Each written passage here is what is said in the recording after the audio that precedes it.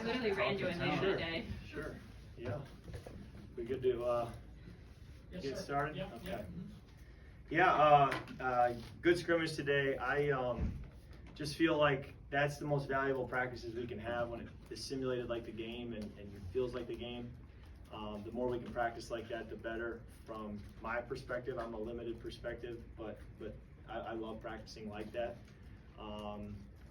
And then to address the practice playlist the other day, Madison, who's our practice DJ and assistant to the coaches, does a great job. She reached out in April and said, anybody on the team, send me any music you want to play to practice. So I probably sent her like 100 songs.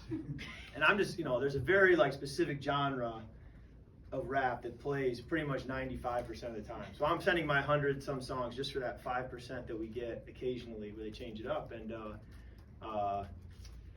she basically, tried to pull from that list for my birthday. So I didn't know that. I was at practice. I was like, I'm surprised. There's been like several songs in a row that I know.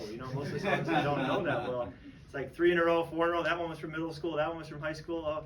And then I said to Madison, I said, great job with the music today. And she said, well, that was for your birthday. I said, oh, okay. So it wasn't my specific curated playlist, but she definitely tried to pull from the songs I sent her, which I loved it. So next year I'm going to try to specifically curate the songs exactly to down to the very song. So, but yeah, we're having fun out here, and it was a really good day today to get that scrimmage working. So, take any questions you have. Kirk, when you talk about the practice simulating game conditions, can you specify in what ways it is doing that? Is it more the communication with the coaches? Just how exactly is that kind of? Well, the big one is that the play affects the next play. Mm-hmm. So what happens is, and I didn't realize this till later in my career, is in practice, the way practice is scripted, it's all 1st and 10 for the whole period. I'll take a 12-yard sack, and the next play is 1st and 10. Mm-hmm. That's not football. If I take a 12-yard sack, the next play is 2nd and 22. And you need to have a plan for 2nd and 22, but you never really practice it. So, and then the opposite is true. If you go a lot of times we hit an explosive play to Drake or Mooney, and then we're just right back where we started. And it's like, well, normally we'd be sprinting down the field and running our goal line offense out to punch it in. So you want to simulate that, and plays build on each other. And too many times in practice, the plays don't build on each other. You're just isolated, and it's, as I say, each play is its own season. You're just trying to win the play. And that's not how football is played. Football is played factoring in the previous play, what the next play could be, the clock, the timeouts, what their defense is doing. So there's just a lot of other factors that when you're practicing in a more controlled environment, you're not thinking about so many of the things that as a quarterback you're constantly thinking about when you're in a real game. Is this like an effective simulation of a preseason game? Because obviously you haven't played it all this preseason, and Michael's not going to be playing this weekend or last weekend. Well, it's the closest we're going to get, so we need to make it as effective as we possibly can. I would love to do more of this, and we'll see if we can fit that in. But it's the closest we're going to get. How do you feel now, Kirk? Feel good. I feel best I've felt, and I think the ball's coming out well, and really feel good. What do you think now? You feel like the offense needs to work on more. Well, coming out of the scrimmage, I need to watch it to really give you a better answer. I think for the most part it was a pretty positive day. I thought we ran the football well from the little bit I could see after handing the ball off. I think we spread it around. I think we're pretty explosive. But we just need more time, more reps, more experience together to keep owning what we want to do. And but you're always going to say that no matter how much you have. Would you think it could have been a more perfect day than today as far as the weather? And it was a little cooler today. Felt like a Michigan-Minnesota day maybe in the summer, but it's all good. I don't really think too much about the heat once we get going. It's usually just that first step out on the grass when you first feel it that you notice it. But no, I thought the defense also did some good things. So it's kind of a back and forth a little bit, and good day to go back and evaluate from and create good conversations to get better. We were talking with Drake last week, and he's had some practices that he's looked phenomenal, like the best player in the field at times, and other practices maybe not so much, and there's been a little bit of inconsistency that he's been frustrated with as well. Just what are you seeing from him, and could you compare him to anyone else that you maybe played with in your career? Well, I think he's been pretty consistent. I think that, you know, he's hard on himself, and which you love. You know, I'm the same way. What I've learned is when you're hard on yourself, you have to find a way to still give yourself grace and enjoy it. Otherwise, you know, you can really beat yourself up, be pretty miserable, pushing for more and more and more. So, you know, we got a kindred spirit there, but I think he's done pretty well. And he's a very friendly target. So there's times where it's a tight window, but I'm just like, nah, he's got such good hands. I'm just gonna drive that ball to him because he'll usually make me right. That happened a couple times today, and so, you know, I really like the visual thrown to him, and he reminds me of a guy I played with in college, B.J. Cunningham, who was the all-time leading receiver at Michigan State, and really strong hands, just a really friendly target. He was covered, he was open, and yet still could really move fluidly to do all the things you wanted him to do in the route tree. So had a lot of production with BJ, really loved playing with him, and I tell Drake he's kind of the first-round pick version of BJ. I'm curious, and early in your season, I'm pretty sure you played in preseason games. Mm-hmm. Lately, has it been hard to get used to not playing in preseason games? Well, the league's changed. I can tell you all the different ways the league's changed. I mean, when I came into the league, you know, it was the first year we weren't doing true two-a-days, you know, and so that was different. And then you've got, you know, the preseason thing has changed in the last just few years. You know, it used to be starters would play an entire half in multiple games. So it's just evolved, and you just learn to evolve with it. You know, I think defenses are so different than when I first came into the league. What I'm seeing and how muddy it is, it didn't used to be that way. You know, and I've had to have conversations with coaches to say, hey, 7 years ago I would have just done this because I would have seen the coverage much earlier. But now it's just so muddy, it all looks the same. You really can't play that way. You have to change your style of play to adapt. And so we all have to adapt to how the league changes, and how the preseason is handled is no different. I think it's going to keep changing. I think how training camp is structured will keep changing. Hopefully that includes, you know, more water park trips. So. How was that? Yeah. It was absolutely tremendous. Literally decades. There have been decades of going to training camp every day, putting on your pads and thinking, maybe today coach will cancel practice and tell us to go to the water park. So much so that last year in Minnesota there was that narrative brewing. It was just a rumor. Our long snapper played the cruelest prank I've ever seen. He hired 5 coach buses to come to the building and idle between the building and the practice field. The linemen didn't even get taped because they were so like, we're definitely going to the water park. And they just walk, but no one said anything. So they just walk past the buses, go out to their drill. They just kind of stand around, looking around, like surely he's going to blow the horn and tell us we're on the bus. Nope, horn blew, practice started, the buses drove off. They did not talk to the long snapper for about a month.